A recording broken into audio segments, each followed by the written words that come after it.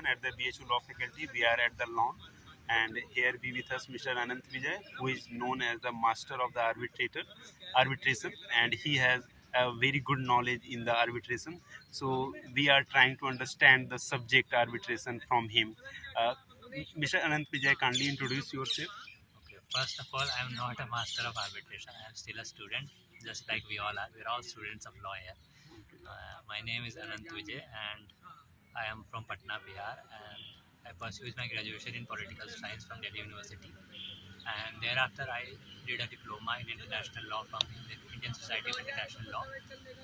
And thereafter, I started to pursue law from Banaras Hindu University. To be honest. Okay, Anant, yeah, you had published an article on the arbitration and the climate change. What is the significance of that article? Can you explain? As you know, climate change is a very trendy topic these days, and since due to global warming, climate change is happening at a very rapid pace, and because of which, at the international level as well as at the national level, there are various protocols, agreements, conventions that are happening that frame policies to guide nations as well as non-state actors to deal with climate change. So because of this, there are there is emergence of new kind of disputes known as climate change disputes.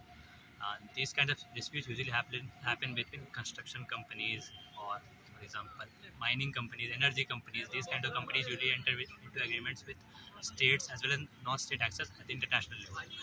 And when they enter into such kind of disputes, they have to tackle the new policies, new climate change policies. And to understand these policies, we need experts in the field of environmental law, in the field of climate change. Now, in the traditional litigation, we don't have such kind of experts. There is no room for such kind of experts.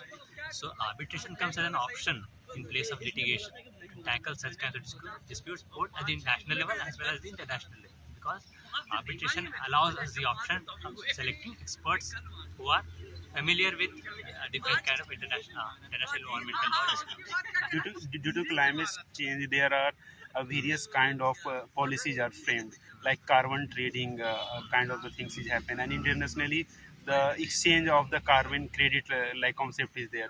So similarly, various policies are framed, and due to that policies, it would be certainly that there would be certain kind of dispute between them. So traditional court are not well equipped to solve that kind of the dispute. So Anant Vijay is basically suggesting a kind of arbitration mechanism where the expert panel will be there and they can solve the dispute. So that is basically. Anant Vijay, if we look at the Arbitration Act, that is a 1996 Act. There was an act prior to that. So why there is a need of the 1996 Act arbitration? See, in 1990 we have the LPG reforms that opened the Indian economy, and because of this, a lot of foreign companies entered into India. They started doing business in India. A lot of problems that they were facing while entering into India was that they had to enter into litigation with the landowners, the zamindars, and everything, all of them. And because of which, there was very long delay in the construction of, say, buildings and everything, infrastructure for the setting up their offices and all. So, to handle that problem, the Indian government and the Indian Parliament basically decided to come with the 1996 amendment, or this, not the amendment, 1996 Arbitration Act, as opposition to the 1940 Act that was already existing before independence. What change the 1996 Act introduced was that it gave time limits in the proceedings. That arbitration proceedings has to be completed within 12 months plus 6 months. That is for extended time for the proceedings. So, as apart from that, there was also other changes in the award. Now, foreign awards can be tackled using the New York Convention, using the Geneva Convention, and they can be enforced in a very much more efficient manner than they were enforced earlier by the 1967 Act. Okay, Anant Vijay, if we look the other mechanism, there are mediation and the conciliation is there. So how it is different from the arbitration? See, arbitration is a very formal mechanism. Okay. Formal as in it gives a formal decision that is binding on both the parties. Okay. Whereas in mediation or negotiation or conciliation, we do not have a formal decision. Okay. In mediation, in other ADR mechanisms, the parties select a third party that is whose responsibility is only to facilitate the process, to help the parties arrive at a decision that is favorable to both of them. Whereas in arbitration, it works properly like a court. Okay. The only difference is that the judge or the arbitrator is appointed by the parties. Otherwise, the whole system is like the courts, and it gives a formal decision that the parties have to follow. In other mechanisms, we do not have such system. They only You are you are saying that the award which comes in the arbitration it is binding on the party. Uh, on just like a judgment of a court. on that respect, if you look at the commercial code, Hmm.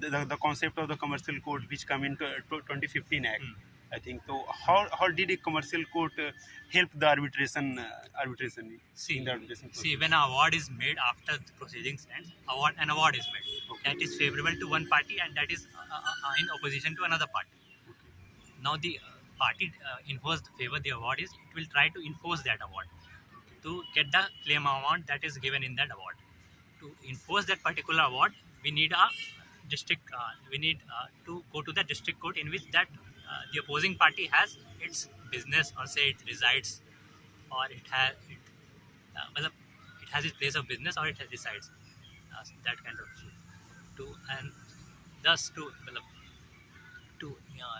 execute that award, we need the importance of commercial court rises. Commercial code, the concept of the commercial court has been made simply because of there is a rise of the commercial dispute. Yeah. And so to solve the commercial dispute in a, we can say, the timely manner or in a quick manner, the separate mechanism has been developed. The concept of the commercial court camp in Varanasi itself, the Varanasi commercial court has the jurisdiction of the 10 district. That means every district doesn't have the commercial court. It has a we can say the long range of area, and that commercial court, further the commercial court also in the high court as well. So the separate mechanism has been provided in the commercial court.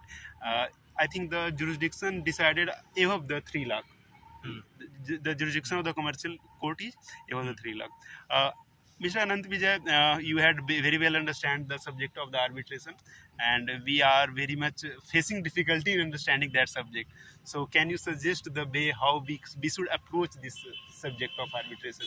Because many of the friend has failed in this paper, or in this faculty.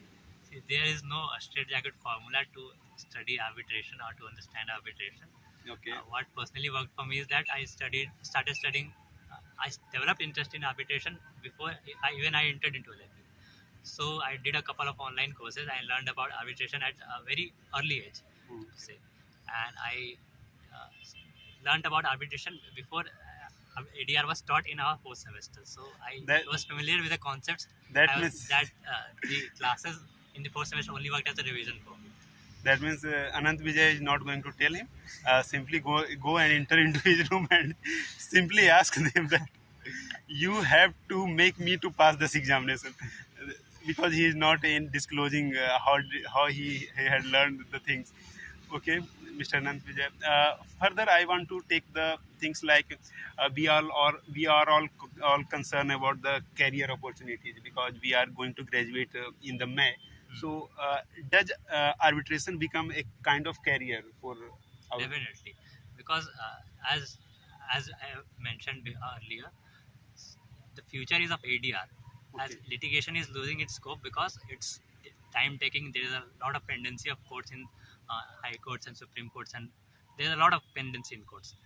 To avoid that problem, a lot of big commercial parties, they prefer going to arbitration instead of litigation, because it allows them the flexibility and the autonomy to decide disputes at their own pace. How should we approach the job in the arbitration, if we say simply?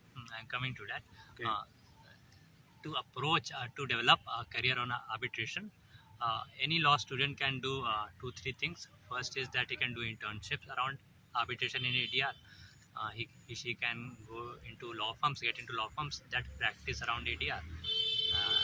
These law firms are available all around the country. You can go on Google search and do some research and apply on these law firms' website or through their email. Or apart from internships, you can write research papers. For research papers, you need to do some extensive study before you start writing a research paper, because it requires a lot of work. You cannot simply choose a topic and start writing, because you will not be able to write them. You need to go thoroughly through a topic from multiple books. You need to understand the concept very well, and you need to understand the scope, what is missing in that concept. So therefore you can introduce a new idea to that concept. I think Anant And Vijay is always telling you the difficult path to follow. Okay, that is the way through which you could enter into the field of the arbitration. Thank you, Anant Vijay, for sharing your views about the arbitration, and thank you.